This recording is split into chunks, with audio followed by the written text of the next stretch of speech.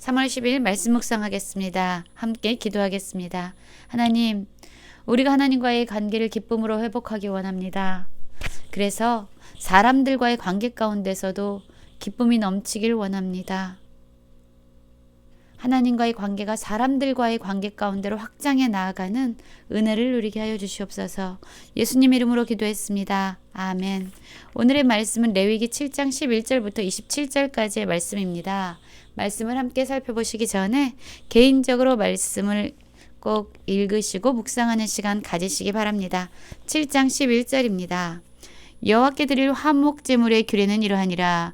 만일 그것을 감사함으로 드리려면 기름 섞은 무교병과 기름 바른 무교전병과 고운 가루에 기름 섞은 구운 가자를 그 감사 제물과 함께 드리고 또 유교병을 화목제의 감사 제물과 함께 그 예물로 드리되 라는 말씀으로 시작하고 있습니다. 그렇습니다.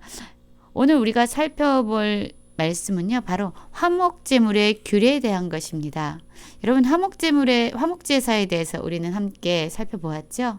화목제물은요, 일부는 하나님께 드리고 또한 일부는 제사장의 몫으로 주어지게 됩니다. 그리고 또 일부는 제사를 드리는 사람과 또한 그의 가족들, 그의 주변의 사람들과 함께 그 제물을 먹도록 허락해 주신 것이 바로 화목제물입니다. 그래서 화목제사는요, 하나님과의 관계를 기쁨으로 회복하게 할 뿐만 아니라 주변의 사람들과의 관계를 회복하는 데 있어서 매우 중요한 제사라고 할 수 있습니다. 이 화목제사는요, 세 가지의 경우에 드릴 수 있는데요. 첫 번째는 감사의 화목제사가 있고요. 또한 두 번째는 서원의 화목제사가 있습니다. 그리고 세 번째는 자원함으로 드리는 자원의 화목제물이 있습니다. 이렇게 세 가지의 경우 때 우리는 화목제사를 드릴 수 있습니다. 첫 번째는 감사의 화목제입니다. 감사로 드리려면 이렇게 말씀하고 있고요. 감사로 드려지는 그 제물에는 어떤 것이 있습니까? 기름 섞은 무교병, 기름 바른 무교전병, 그리고 고운 가루에 기름 섞어 구운 과자, 그리고 또 심지어는 유교병을 화목제의 감사제물과 함께 물로 드리라고 말하고 있습니다. 아주 다양한 제물이요, 드려지고 있습니다. 그렇습니다. 이 화목제는 특별히 하나님께 드릴 뿐만 아니라 일부는 제사장에게, 또한 일부는 제사를 드린 사람들, 일반 백성들도 그 제물을 먹을 수 있기 때문에 아주 다양한 제물들이 드려졌던 것이죠. 다양한 사람들에게 다양한 제물이 나눠지고 있음을 알게 됩니다. 그 전체 예물 중에 하나는 여호와께 거제로 드리고 그것을 화목제의 피를 뿌린 제사장에게 돌릴지니라 라고 말하고 있어요. 그리고 또 나머지는 감사함으로 드리는 화목제물의 고기는 그 드리는 날에 먹을 것이라고 말하고 있어요. 이튿날 아침까지 두지 말라고 말하고 있죠. 제사를 드린 사람들과 함께 먹는 그 일반 백성들이 먹는 그 고기는 다음 날까지 두면 안 됐습니다. 제사를 드리는 그날에 먹으라고 하나님께서 말씀해 주셨습니다. 왜 그날 그 고기를 다 먹어야 될까요? 하나님의 분명한 그 의도는 알지 못하지만 아마도 많은 사람들을 초대해서 많은 사람들이 이 기쁨 가운데 동참해서 그 고기가 없어지도록 바로 함께 모든 사람들과 나누라는 의미가 있지 않을까라는 생각을 하게 됩니다. 그리고 또 이제 두 번째, 세 번째의 화목제사에 대해서 말하고 있는데요. 그러나 그의 제물이 서원이나 자원하는 것이면 아까 감사의 화목제사에 대해서 알아봤으면 이제 서원과 자원의 화목제사입니다.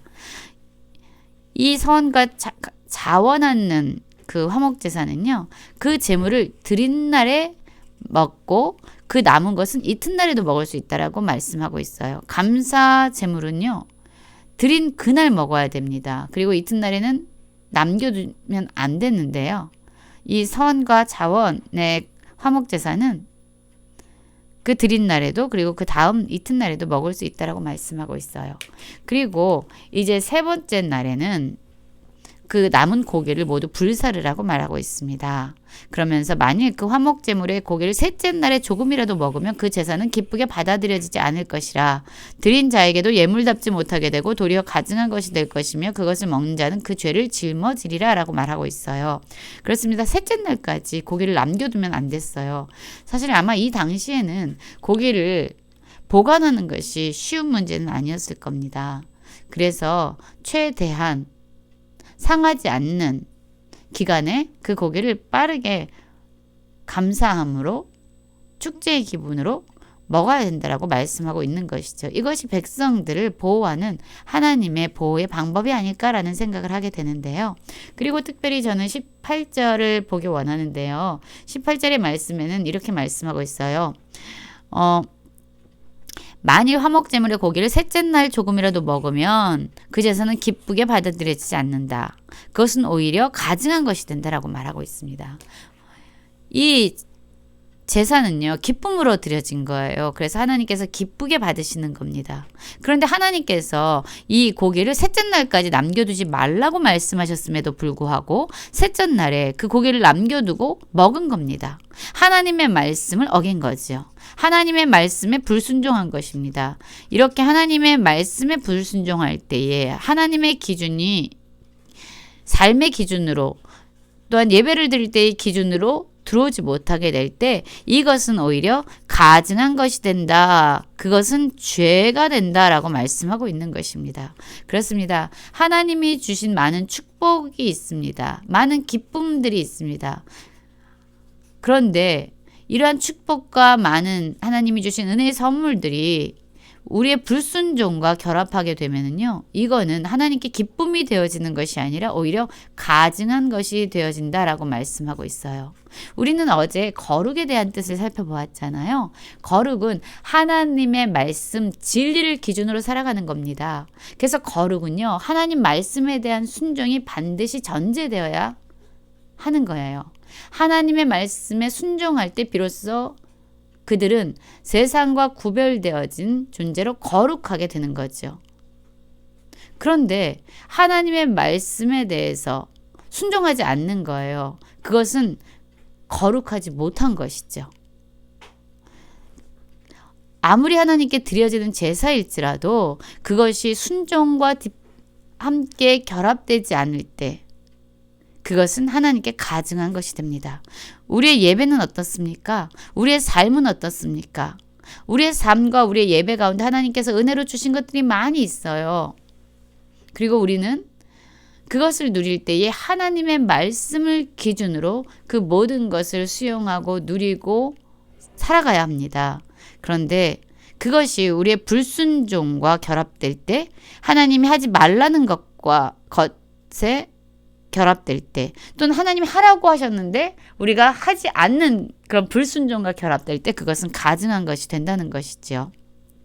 그리고 하나님께서는요, 그 화목제물로 드려진 그 고기를 먹을 때요, 깨끗한 자만 먹으라고 말씀하고 있습니다. 그렇습니다.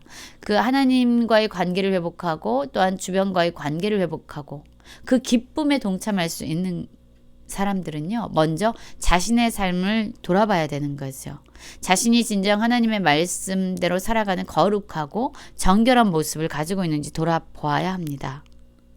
20절에도 그것을 강조하고 있어요. 만일 몸이 부정한 자가 여호와께 속한 화목제물의 고기를 먹으면 그 사람은 자기 백성 중에서 끊어질 것이다.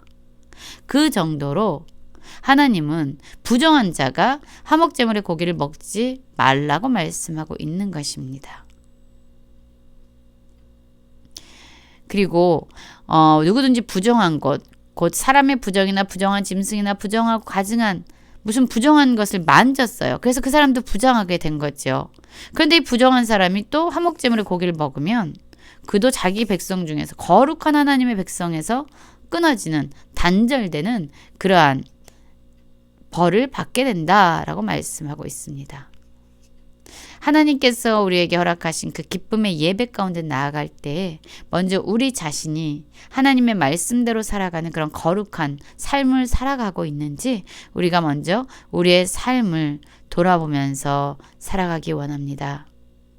오늘 말씀을 살펴보면서 저는 두 가지를 다시 한번 생각해 보게 됩니다. 정말로 우리가 하나님께 기쁨으로 드려지는 예배가 하나님의 말씀에 대한 순종과 그런 삶의 예배가 함께 뒷받침되어지고 있는가? 아니면 우리는 여전히 예배하는 사람으로 살고 있지만 우리의 삶 가운데서 우리의 일상 가운데서 하나님의 말씀을 따르지 않는 불순종하며 살아가고 있는가? 그래서 하나님께 기쁨으로 드려져야 될 예배가 오히려 가증한 것이 되어지고 있지는 않는가 돌아봐야 될 것입니다. 그리고 먼저 하나님의 이 기쁨의 예배에 참여하기 전에 우리가 정결함으로 또한 거룩한 하나님의 백성답게 살고 있는지 먼저 우리의 삶을 돌아보는 모든 성도님들 되시길 간절히 기도합니다.